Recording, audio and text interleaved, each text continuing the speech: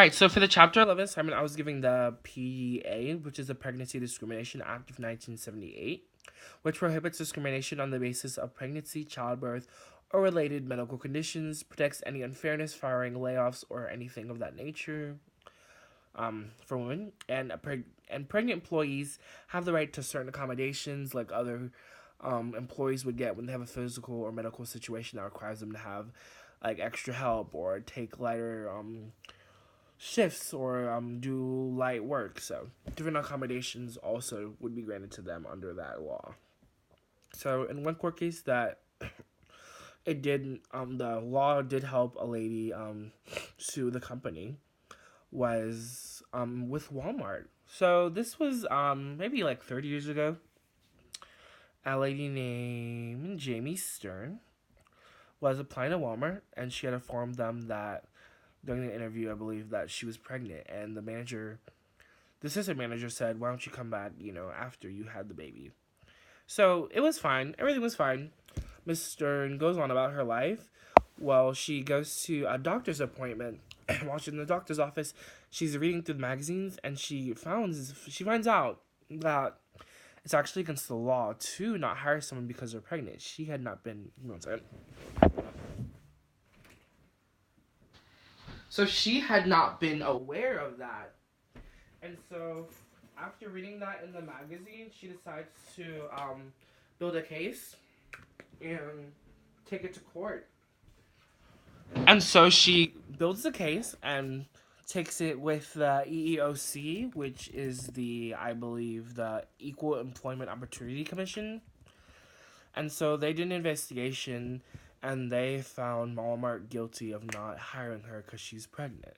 And so Walmart ended up having to pay $220,000 to her, which is a lot. And that was in 1991. So that wasn't too long ago, but it was a little bit ago. And the law was created in 1978, so it was about a little under 20 years after the law was created that this happened. And so when I tried to find one court case where using the law actually didn't help, it was a little difficult. But I did find one, which happened with a lady named Carrie Colicchio, but I'm going to refer to her as Carrie and not her last name because I cannot pronounce it. And she was working for a company called Merck. And so she brought up a lawsuit with them in 2008. Because she was fired from the company in 2007. So what happened was Carrie had been a senior director for the company's global operations excellence department for many, many, many years. And so she was told she wouldn't get a promotion because she was going to be pregnant. Well, she was pregnant, and she was told she was going to get a promotion since she was about to go on maternity leave for 6 months. And after her maternity leave, her boss actually tried to discourage her from coming back to work, saying, "Oh, you need to stay with your child. Newborns need their mothers. It wouldn't be a smart idea for you to come back." But she eventually did come back, and she claimed that she was harassed when she was at work and that she was giving less and less and less duties to do while she was there. And then later, eventually, like I said earlier, she was fired in 2007. She found out that later the vice president went ahead and hired someone else outside the company to fulfill the role that she had. The girl who was given the position had less education. So Carrie had a higher degree than she did because she had an MBA and the new employee only had a bachelor's degree. So she saw that was really weird that they would be giving the job that she's been for a long time to someone who is definitely less qualified than her. But one of the reasons why they hired her, they claimed that she was a good candidate because she hadn't taken any maternity leave off at all for her 2 children.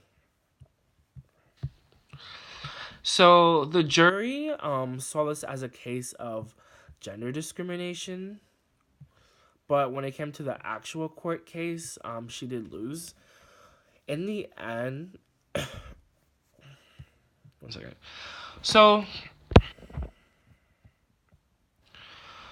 in the end, the judge The jury did find that it was gender discrimination, but in the end, the judge thought that it wasn't actually discrimination at all.